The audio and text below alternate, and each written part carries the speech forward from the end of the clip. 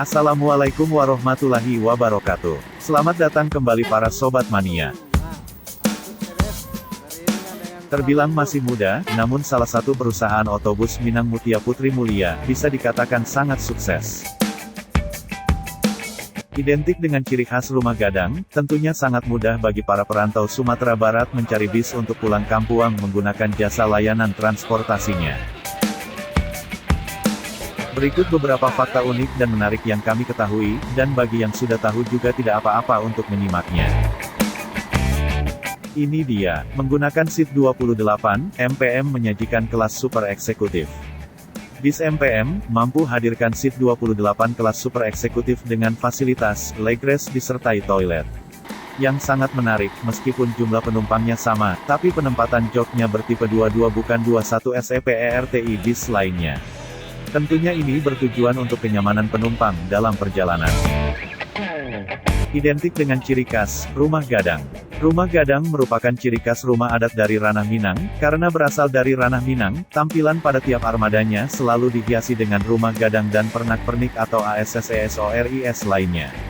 Tentu saja pemilik bis ini, dari ranah Minang ya, ada lagi perusahaan otobus lainnya yang juga memiliki tampilan terbarunya khas rumah gadang, yaitu Putra Paris Jaya yang lebih dikenal dengan PPJ. Punya bis dan drivernya bagaikan artis. Pada setiap unit bis ini, memiliki gelar bas yang unik dan menarik, sehingga mudah mengingat dan menjadi daya tarik tersendiri. Di antaranya ada bis MPM, dengan gelar Kota Budaya. Bagi para mania, bis Kota Budaya, sudah menjadi primadona. Di samping bisnya yang keren, bis ini memiliki driver yang sangat ramah, sehingga dekat dengan para pecinta bis, ini menjadi nilai plus tersendiri bagi perusahaan bisnya. Dan masih banyak yang lainnya seperti Legowo, Patikawa, FLEXIBLE, New City dan lainnya. Selanjutnya terbilang perusahaan-perusahaan otobus yang masih muda, terlahir pada awal tahun 2019 lalu, perusahaan otobus rumah gadang ini sudah mampu menarik hati para penggemar bis mania. 4 unit setiap harinya berangkat Padang Jakarta, tentunya pencapaian ini tidak mudah bagi perusahaan otobus baru, di mana persaingan saat ini ketat, serta sangat banyak perusahaan otobus baru bermunculan.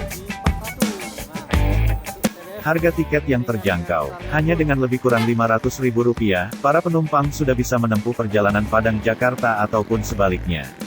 Tiket MPM sangat mudah didapat, di mana loket MPM yang sudah tersebar di Sumbar dan Jakarta dan sekitarnya. Bagi para perantau yang pulang kampung, tidak ada salahnya mencoba fasilitas salah satu bis terbaik Sumbar ini.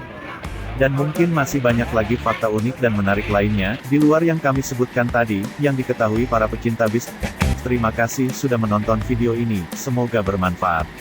Wassalam.